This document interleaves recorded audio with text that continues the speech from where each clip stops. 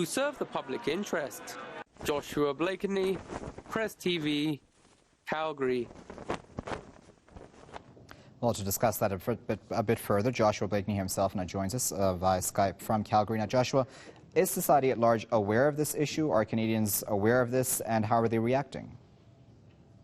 Well, I think the mainstream journalists are beginning to wake up and realizing that this is their struggle.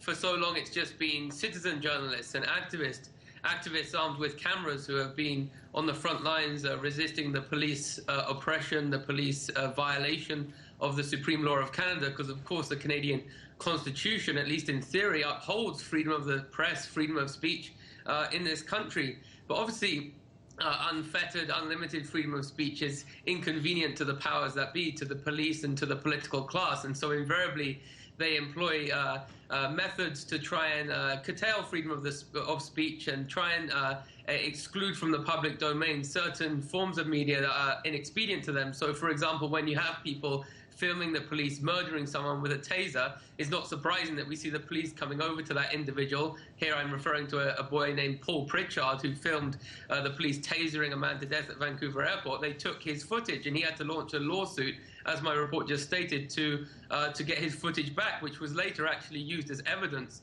to prove that the police committed homicide in that instance and perverted the course of justice. So, I mean, concealing evidence, if a citizen conceals evidence to pervert the course of justice, that's a big crime. But it seems that the people who are committing that most egregiously in this society are actually the police themselves.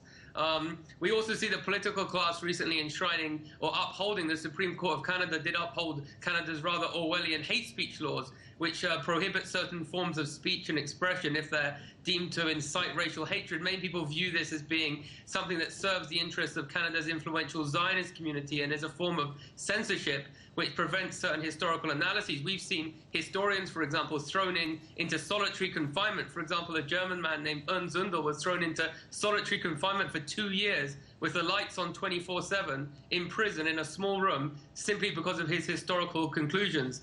Another girl that I just referred to there in my report from Montreal took a photo of someone else's graffiti, which depicted a police officer with a bullet through his head.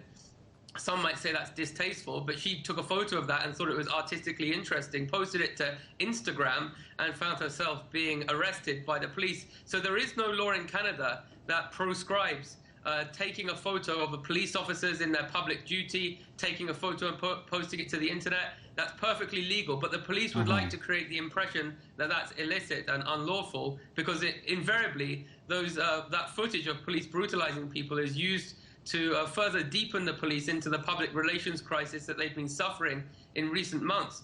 Many Press TV viewers, of course, will remember that the police were accused by Human Rights Watch, or a report containing allegations by Aboriginal women recently came out, which accused the police in British Columbia of raping Aboriginal women. This is the extent of the public relations crisis that the police have been suffering from. So it's no wonder they want to arrest people who film them and further discredit them, is it?